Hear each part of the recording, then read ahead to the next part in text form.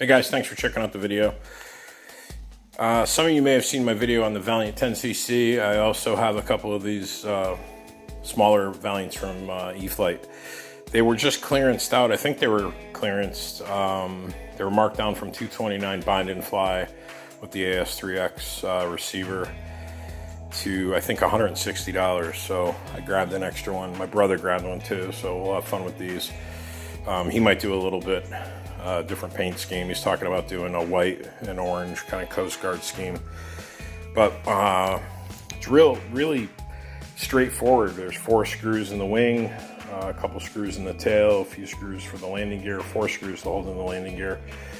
And the only thing that I did was I added a coat of Minwax polycrylic to the entire airframe. Some people just do the colored part. The reason I do it is in handling the plane, some of the paint will rub off and just hang a rash transporting to and from the field.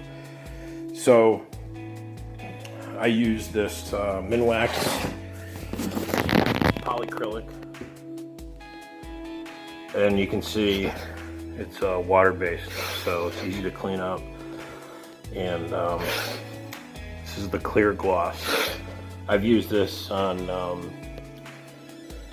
my Carbon Z T28, the 1.5 T28, and a bunch of other foamies. I didn't do it on the timber. It was kind of an experiment to see how long it would last, how the color would hold up right from the factory. And in handling on the timber, the paint on the top from grabbing it like this wore off pretty quick, and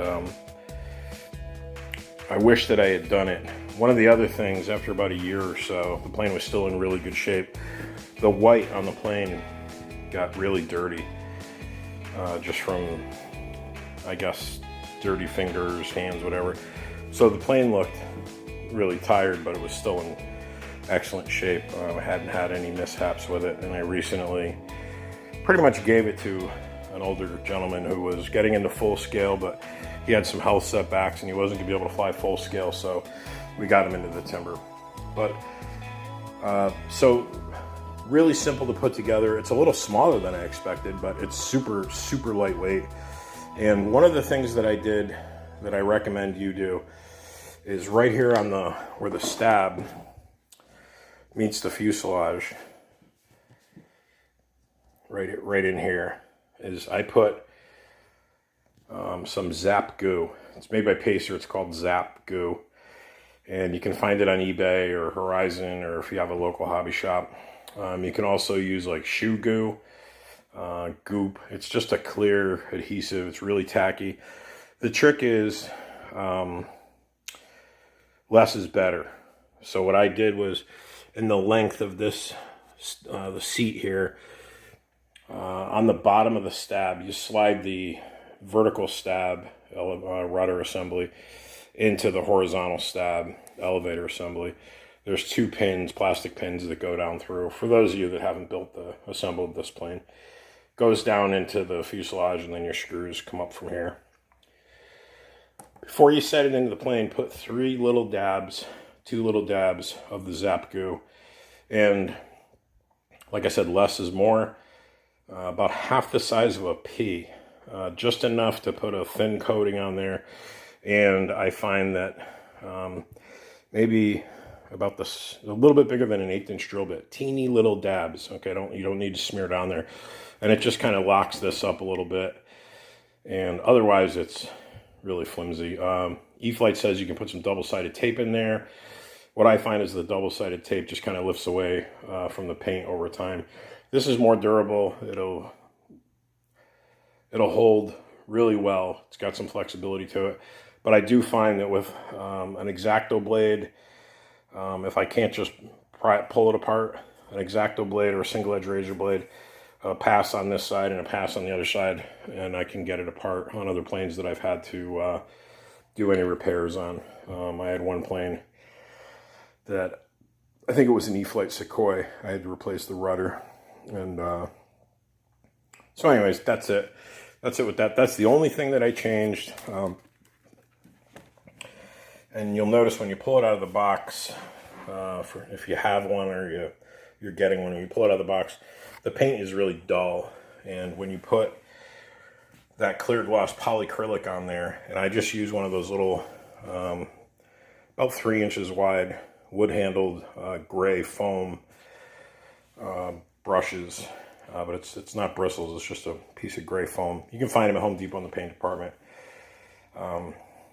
When I put that on, when I put the polycrylic on, I gotta do a thin coat, just enough so that when I pull, brush it out, that I'm not leaving any heavy marks. And there are some,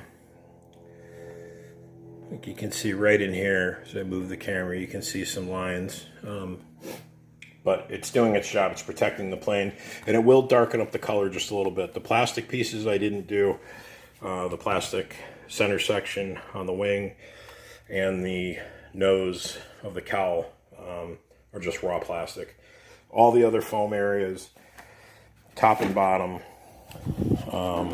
have 2 thin coats of the polycrylic, and you can see it gives it a real nice shine, protects everything, and the servo tape that covers up your servo extensions and your aileron extensions, it helps seal those down. And if anybody was wondering, the black on the bottom of the plane, tail and wings, is paint. It's not a decal. So the other thing I did was I painted the landing gear legs and the pants. Pull this screw out, set the wheels aside, and you can, what I did was I took, you can see the landing gear inserts down into here. This is all one piece. What I did was I made a little clamp and hung it upright. Pants are, like wheels facing down, the opposite of what you see here. And I gave it 3 or 4 light coats of Krylon satin white. So kind of blends it all in, gets some of the plasticky look out of there. But I really just didn't want the aluminum legs. I wanted the white. So looks cool. And the landing gear on the 10cc Valiant, the big red and white one that I've been doing a few videos on, is white, and I guess that's what inspired this. So the 1.3 Valiant from E-flite, cool little plane, a blast to fly, 2200 3S packs. I'll do a video on the Ovonic 2200 3S packs I got. They're a little bit lighter. My flight times are just as long. Aggressive flying, about 6 minutes. And if you're just cruising along around the field, flaps down, you can get even longer than that. So I'll put the link for those below.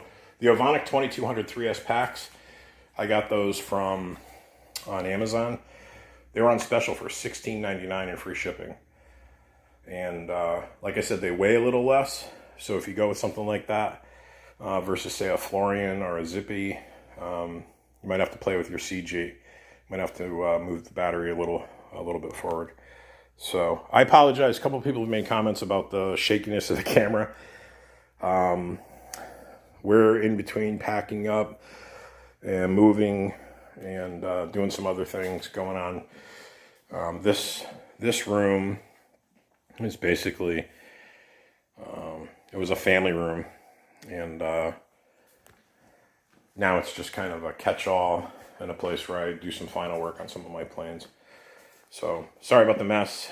All right, guys, thanks for watching the video. If you haven't gotten one of these E-flite Valiants and you have a chance, even for the guys that fly Futaba like myself, I bought it as the bind and fly, $160 with an AS3X receiver. I sold the AS3X receiver for about $45, and you end up with the plane for right around $1.25, and it's a fun little plane, and you can throw it right in the car. Just about any car will swallow this thing whole. Highly recommended. A lot of fun. Thanks for checking out the video, guys. So hope some of these tips helped. If you liked the video, give it a thumbs up. If you didn't like the video, give it a thumbs down.